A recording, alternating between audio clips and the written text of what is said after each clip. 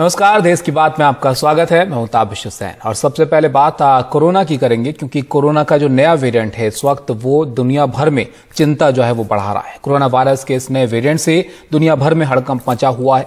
नए variant Omicron को लेकर केंद्रीय स्वास्थ्य मंत्रालय ने सभी राज्यों को फिर से चिट्ठी लिखी है। राज्यों और केंद्र शासित प्रदेशों को दूसरी बार आगाह किया गया है। केंद्रीय स्वास्थ्य मंत्रालय ने कहा है कि विदेश से आने वाले सभी यात्रियों की टेस्टिंग अच्छे से की जाए। संक्रमित पाए जाने पर सैंपल इंसेकॉग लैब भेजने के लिए कहा गया है। स्वास्थ्य मंत्रालय ने कम टेस्टिंग कर रहे राज्यों को जल्द से जल्द टेस्टिंग बढ़ाने के लिए कहा है।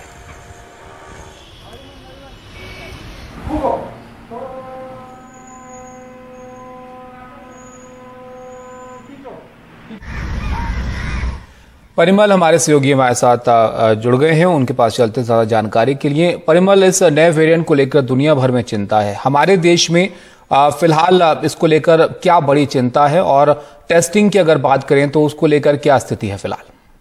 देखिए, सबसे बड़ी चिंता तो इस बात को लेकर है कि किसी तरीके से ये जो नया वेरिएंट है B11529 जिसको ओमिक्रॉन नाम दिया गया, वो किसी तरीके से दाखिल न हो पाए, क्योंकि इसका स्केल आप समझ सकते हैं ताबिश की एक अगर आदमी इन्फेक्टेड होता है तो उससे 400-500 आदमी इन्फेक्टेड हो सकते हैं और धीरे धीरे जो प्रसार होता है वो बहुत तेजी से होता है।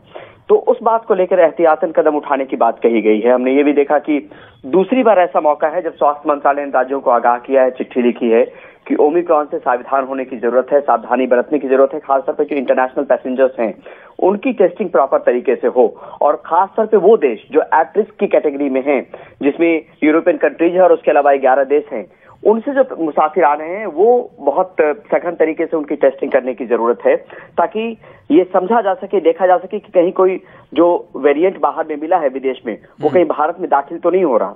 दूसरी नंबर चीज ये कि ये भी बात कही गई है कि जो टेस्टिंग राज्य कम कर रहे हैं उनको टेस्टिंग बढ़ाने की जरूरत है, वो टेस्टिंग बढ़ाएं। साथ में ये भी कहा गया कि जो हॉट स्पॉट्स हैं, हॉट स्पॉट यानी छोटे छोटे जो क्लस्टर्स बनते हैं जहाँ पे केसेस ज्यादा आते हैं, वहां पे जितने भी सैंपल पॉजिटिव मिल रहे हैं उनको जीनोमिक सीक्वेंसिंग के लिए जो इंस्टाकॉग की लेबोरेटरी है उसको भेजा जाए। हॉस्पिटल हेल्थ इंफ्रास्ट्रक्चर को लेके राज्य इंश्योर करें कि वहां पे कोई दिक्कत ना हो, वो तमाम चीजें रहे जिससे अगर कोई विकट स्थिति होती है तो उससे निपटा जा सके। तो ये तमाम चीजें समय समय पर स्वास्थ्य मंत्रालय की तरफ से राज्यों को सुझाव मिलता है, लेकिन इस वक्त इसकी तात्कालिकता और महत्व तो इसलिए बढ़ जाता है क्योंकि ओमिक्रॉन जिस हिसाब से मिला है और अलग अलग देशों में इसके मामले रिपोर्ट हो रहे हैं। तब से एक चीज और दर्शकों को बताना जरूरी है कि जहां पे नवंबर के शुरुआती दौर में 100 मामले साउथ अफ्रीका में रिपोर्ट हो रहे थे, वो रोजाना 1200 मामले होने लगे। तो आप समझ सकते हैं कि ओमिक्रॉन किस स्केल से लोगों को प्रभावित करता है, कितनी जो इन्फेक्शन की तेजी से फैलने की बात है वो तेजी से फैलता है। तो इसलिए एहतियातन ये चिट्ठी जो है वो राज्यों को आगाह करने के मद्देनजर लिखी गई है। परिमल, अभी ओमिक्रॉन का मामला हमारे देश में नहीं है, लेकिन फिर भी कुछ जगह पर मामले जो हैं बड़े हैं, उसके बारे में भी थोड़ा आप बताइए। और जो राज्यों की तरफ से कुछ बदलाव किए गए हैं नियमों में, कुछ एहतियाती कदम उठाए जा रहे हैं, अलग अलग राज्यों ने कुछ फैसले किए हैं।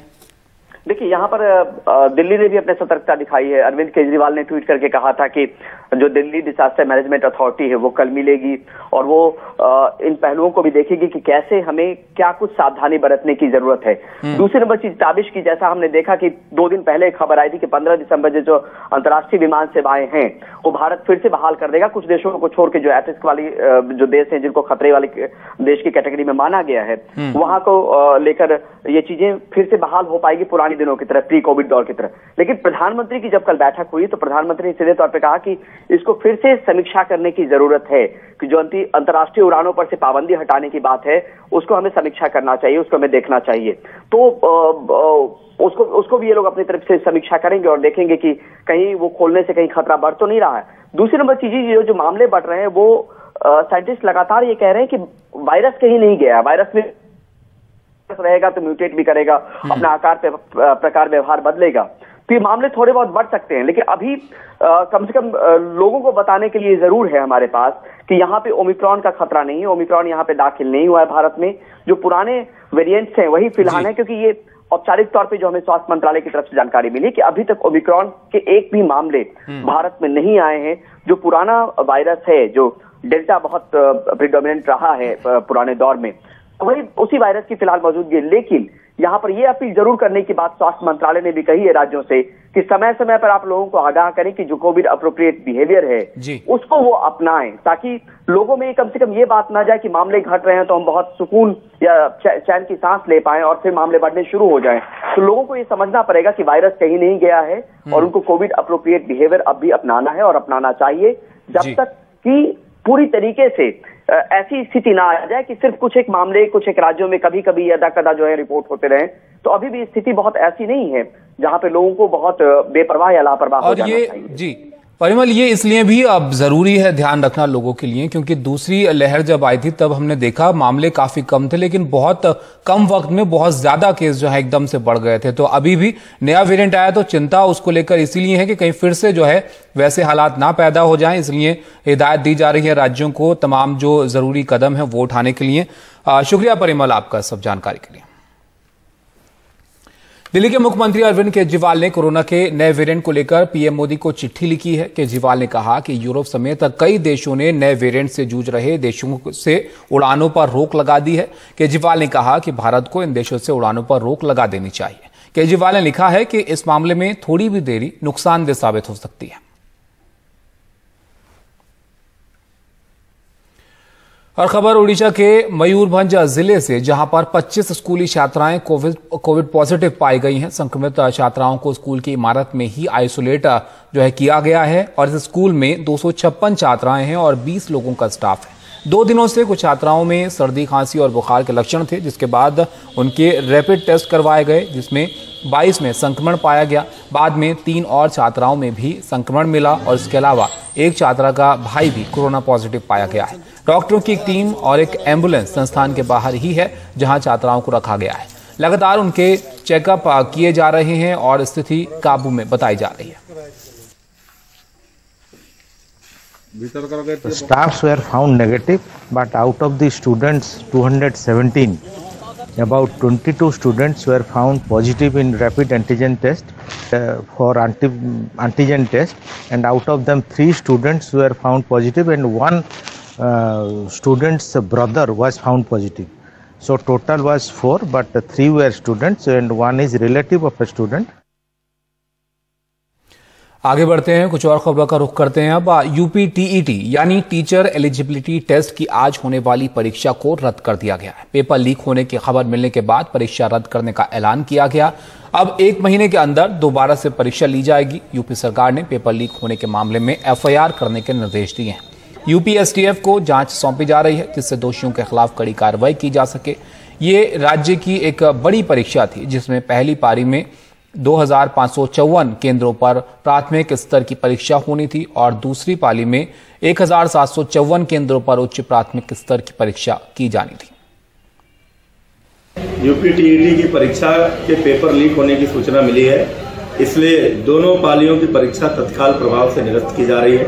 पुनः 1 महीने के भीतर अभ्यर्थियों से बिना कोई शुल्क लिए परीक्षा पुनः कराई जाएगी। एफआईआर कराने के निर्देश दिए जा चुके हैं और यूपी एसटीएफ को जांच सौंपी जा रही है ताकि दोषियों को चिन्हित करके उनके खिलाफ कड़ी कार्रवाई की जा सके। शासन स्तर से इस पे निर्णय लिया गया कि जो शुचिता और पारदर्शिता का जो बेसिक कंसेप्ट है उसको मद्देनजर रखते हुए हम लोगों ने शासन ने निर्णय लिया कि ये परीक्षाएं स्थगित की जाती हैं।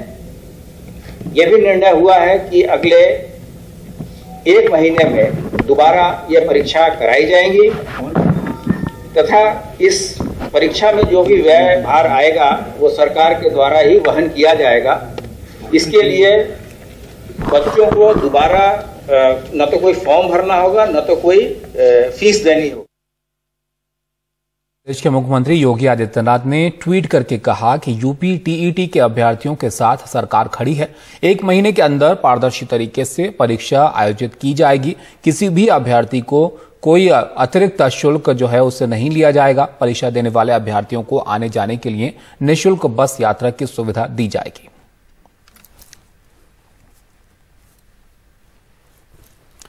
उधर कांग्रेस महासचिव प्रियंका गांधी ने इसे लेकर बीजेपी सरकार को घेरा है। उन्होंने ट्वीट इस पर किया है जिसमें उन्होंने लिखा कि भर्तियों में भ्रष्टाचार, पेपर आउट ही भाजपा सरकार की पहचान बन चुका है। आज यूपी टीईटी का पेपर आउट होने की वजह से लाखों युवाओं की मेहनत पर पानी फिर गया है। हर बार पेपर आउट होने पर योगी आदित्यनाथ की सरकार ने भ्रष्टाचार में शामिल बड़ी मछलियों को बचाया है, इसलिए भ्रष्टाचार चरम पर है।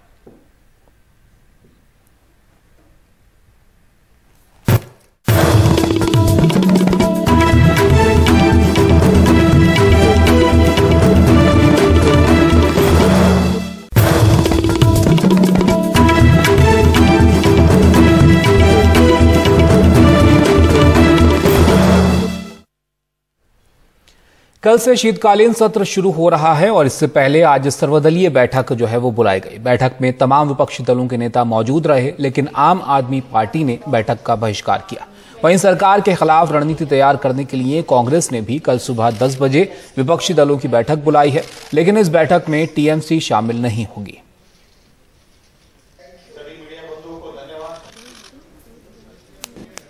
सरकार की तरफ से माननीय राजनाथ सिंह जी ने कहा कि ये जो कुछ भी सजेशन आया है पूरा हम ध्यान में रखेंगे और सरकार नियम के अधीन जो कुछ भी चर्चा माननीय स्पीकर और माननीय चेयरमैन परमिट करते हैं वो सब चर्चा के लिए सरकार तैयार है। किसानों का मुद्दा है एमएसपी और इलेक्ट्रिकल बिल, इसके बारे में सरकार तुरंत एक्शन लेना चाहिए और एमएसपी के बारे में एक कानून बनाना चाहिए। उसी साथ कोविड का भी जो आज तीसरी लहर फैलने का एक अंदाजा दुनिया में चल रहा है, तो उसकी भी चर्चा हो गई। यहाँ पर ये हालत है कि किसी भी सदस्य को बोलने नहीं देते, किसी को अपनी बात रखने नहीं देते। मैं किसानों का मुद्दा उठा रहा था, मैंने साफ तौर पे कहा कि भाई एमएसपी की गारंटी का कानून इसी सत्र में लेके आइए। कल संयुक्त किसान मोर्चा की मीटिंग हुई, उन्होंने कहा है कि विद्युत संशोधन विधेयक नहीं आना चाहिए। आपने बिलों की लिस्ट में विद्युत संशोधन विधेयक शामिल कर रखा है। मैंने पंजाब का मसला उठाया कि पंजाब में आपने बीएसएफ का कार्य क्षेत्र 50 किलोमीटर बढ़ा दिया, वहां पर अशांति फैली हुई है। आप लोग जिन्ना जिन्ना करते घूम रहे हैं, किसान गन्ना गन्ना कर रहा है, आप कुछ सुनने को मानने को तैयार नहीं है। ना पार्लियामेंट में बोलने देते हैं, ना ऑल पार्टी मीटिंग में बोलने देते हैं, तो ऐसी मीटिंग में रह के क्या फायदा है। मुंबई के आजाद मैदान में आज किसानों की महापंचायत हुई और इस महापंचायत में किसान नेता राकेश टिकैत और योगेंद्र यादव समेत हजारों की तादाद में किसान शामिल हुए। महापंचायत में एमएसपी पर कानून बनाने और केंद्रीय मंत्री अजय मिश्रा टेनी को पद से हटाए जाने की मांग जो है वो उठी।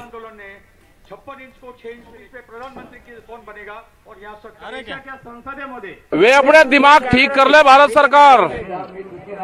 जो गुंडागर्दी करना चाहते हैं वो गुंडागर्दी नहीं उनकी चलेगी। बहुत जेल लिया किसान ने 1 साल। अपने दिमाग ठीक करके एमएसपी पे गारंटी कानून बना दे, नहीं तो हम वेके वही हैं। 26 जनवरी कोई दूर नहीं है, फिर ये 26 जनवरी भी यही है और ये देश का 4 लाख ट्रैक्टर भी यही है और ये देश का किसान भी यही है। अपने दिमाग ठीक करके बात कर ले।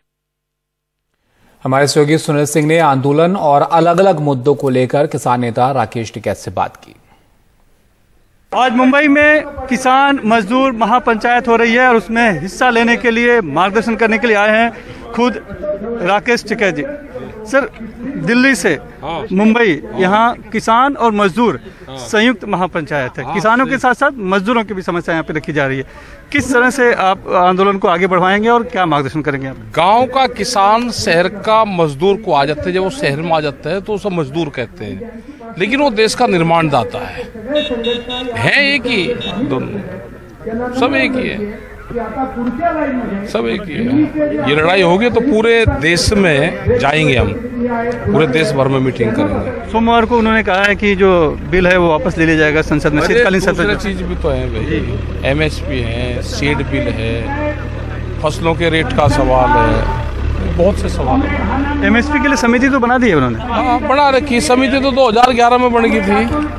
प्रधानमंत्री उस टाइम पे समिति में थे। आज के प्रधानमंत्री उस टाइम के मुख्यमंत्री 2011 में, वो स्टैंडिंग एक कमेटी बनी थी फाइनेंशियल, उस पर पीएचडी करी थी मोदी जी ने। वो रिपोर्ट को लागू कर दे, अपनी रिपोर्ट को लागू नहीं कर रहे, अपनी रिपोर्ट को लागू नहीं कर रहे। मजदूरों की समस्याएं यहाँ पर खास के हम बात करें तो उसके लिए जो संशोधन किया है, लेबर एक्ट में जो संशोधन करा है वो समस्या भी है। गांव का किसान शहर का मजदूर कहलाता है, देश का निर्माणदाता है। आप मुंबई महाराष्ट्र में आए हैं, महाराष्ट्र में जो स्टेट ट्रांसपोर्ट के लोग हैं वो आज तकरीबन 15 दिन से बैठे हुए हैं, वो सरकार में विलीन करना चाहते हैं। यहाँ की सरकार भी उस बात को मान नहीं रही है, तो उस पर भी कुछ आप कहेंगे? उन सरकार इसलिए नहीं मान रही है, भारत सरकार सब निजीकरण के पीछे लग रही, तो राज्य सरकार भी उसी का फॉलो कर रही, मतलब अनुकरण कर रही है। कर रही, कुछ ना कुछ असर तो पड़ा ही है। तो उनके लिए भी आवाज उठाएंगे? हाँ, आवाज उठाएंगे, बात करेंगे यहाँ की सरकार से। 3 दौर की बातचीत होगी, बात करेंगे। राकेश टिकैत जी हैं जो यहाँ पर मुंबई और महाराष्ट्र में जो आयोजित है महापंचायत उसमें आए हुए हैं, और इसमें भी वो किसानों के साथ साथ मजदूरों की बात भी उठाएंगे, ऐसा उनका कहना है। मुंबई से कैमरा राजेंद्र दयाल के साथ सुनील सिंह, NDTV इंडिया के लिए। किसान नेता योगेंद्र यादव भी यहां पर पहुंचे थे, उनसे भी हमारे सहयोगी सुनील सिंह ने बात की। उनका क्या कहना था वो भी आप सुनिए। किसान विरोधी कानून जो 3 कृषि कानून थे उन्हें वापस लेने के लिए केंद्र सरकार मजबूर हुई है, कल संसद में भी रखा जाएगा। लेकिन इससे किसानों का जो आंदोलन है वो समाप्त नहीं हुआ, बल्कि उसे नई ऊर्जा मिली है, नई ताकत मिली है। हमारे साथ फिलहाल योगेंद्र यादव जी।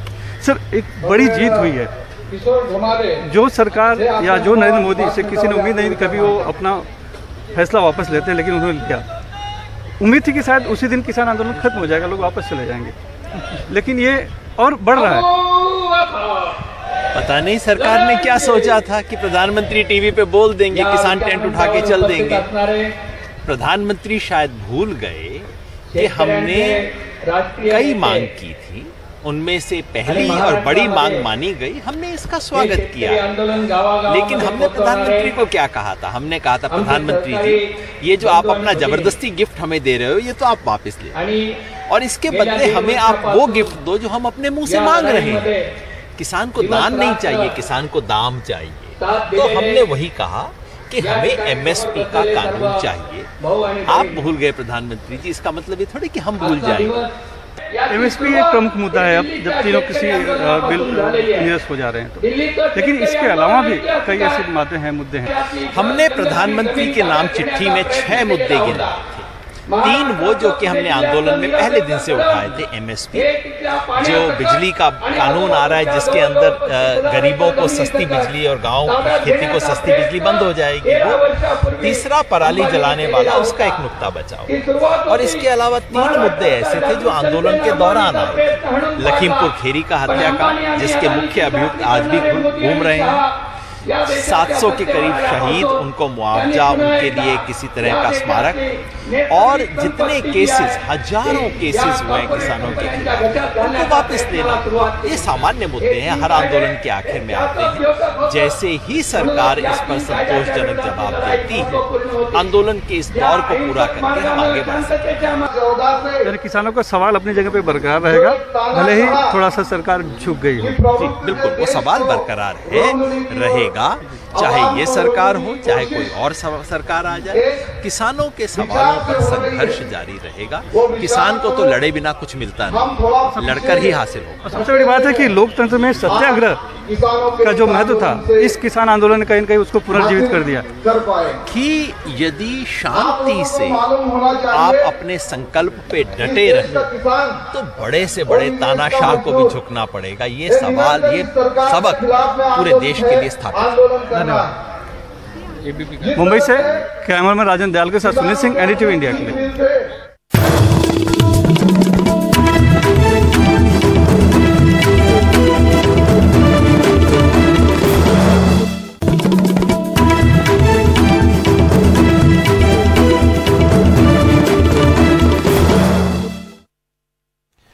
ब्रेक के बाद स्वागत है आपका। Stand up comedian Munawar Faruqui के बेंगलुरु में होने वाले शो को भी पुलिस ने इजाजत देने से इनकार कर दिया है। पुलिस ने शो के वेन्यू को निर्देश देते हुए कहा कि मुनव्वर फारूकी एक विवादित शख्स हैं और कई राज्यों में उनके शो पर रोक लगाई जा चुकी है। मुनव्वर फारूकी का शो आज बेंगलुरु के गुड शेफर्ड में होना था। इसके बाद मुनव्वर ने ट्वीट करके कहा कि नफरत जीत गई और मैं हार गया, अलविदा। पिछले 2 महीने में stand up comedian Munawar Faruqui के 12 शो रद्द हो चुके हैं।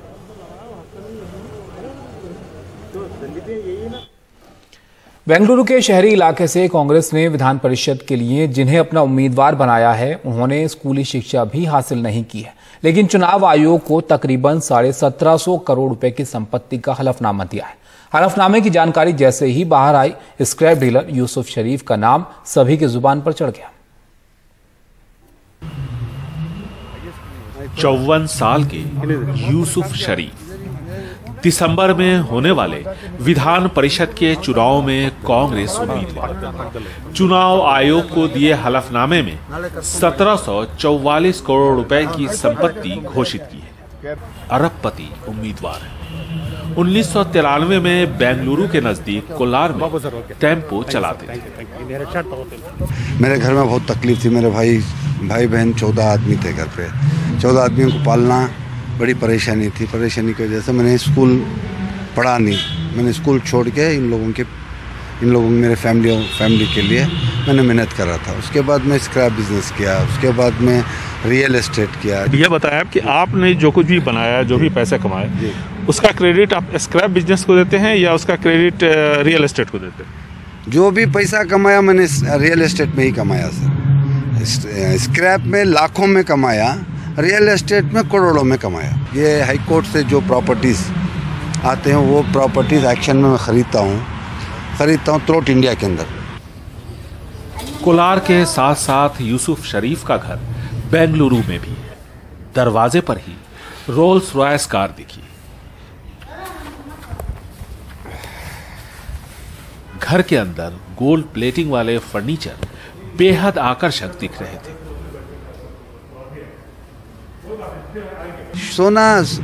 सोने की खान है सर वो। हम लोग सोने से ही पैदा हुए हैं, सोने की मिट्टी से ही पैदा हुए हैं। कोलार गोल्ड फील्ड यानी सोने की खान बेंगलुरु से तकरीबन 70 किलोमीटर दूर है। इलाके के रईस होने की वजह से उनका नाम भी अलग अंदाज में है। आपको इलाके के लोग किस नाम से जानते हैं? KGF बाबू के नाम से जानते हैं। KGF बाबू यानी KGF मतलब कोलार गोल्ड फील्ड।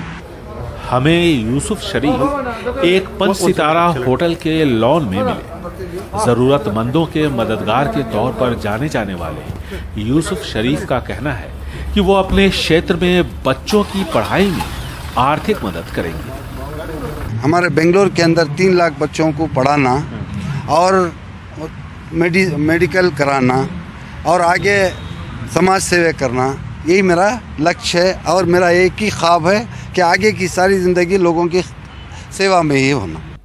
यूसुफ शरीफ उर्फ KGF बाबू पर रियल एस्टेट से जुड़े 3 मामले और तकरीबन 14 करोड़ रुपए के आयकर चोरी का एक मामला चल रहा है। बेंगलुरु से कैमरामैन गोविंद मूर्ति के साथ निहाल किदवई, NDTV इंडिया।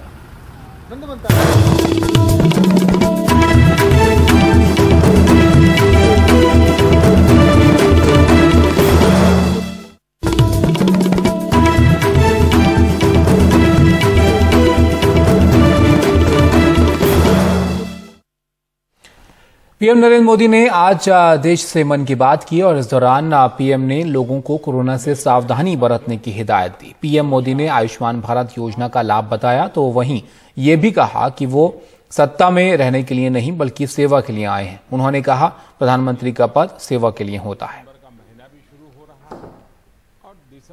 आप मुझे सत्ता में रहने की शुभकामना मत दीजिए। मैं आज भी सत्ता में नहीं हूं और भविष्य में भी सत्ता में जाना नहीं चाहता हूं। मैं सिर्फ सेवा में रहना चाहता हूं। मेरे लिए ये पद, ये प्रधानमंत्री, ये सारी चीजें ये सत्ता के लिए है ही नहीं भाई, सेवा के लिए है। सेवा ही तो चाहिए हम लोगों को, और क्या।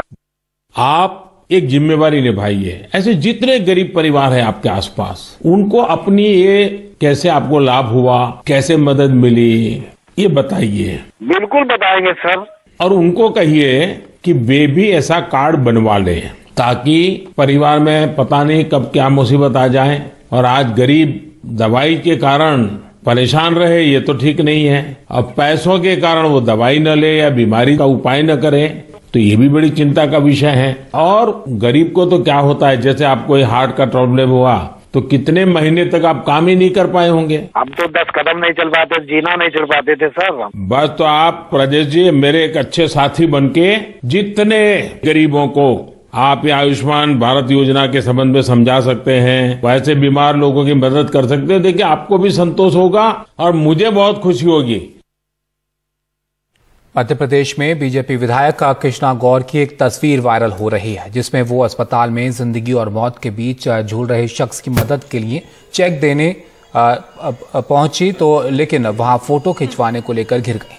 गोविंदपुरा विधानसभा से बीजेपी विधायक कृष्णा गौर की इस तस्वीर पर विवाद खड़ा हो गया है। विधायक कृष्णा गौर भोपाल के आनंद नगर के गायत्री अस्पताल पहुंची और उस शख्स को चेक देकर तस्वीरें खिंचवाईं जो खुद अस्पताल में भर्ती है और उसकी 2 बेटियों और मां की मौत हो चुकी है।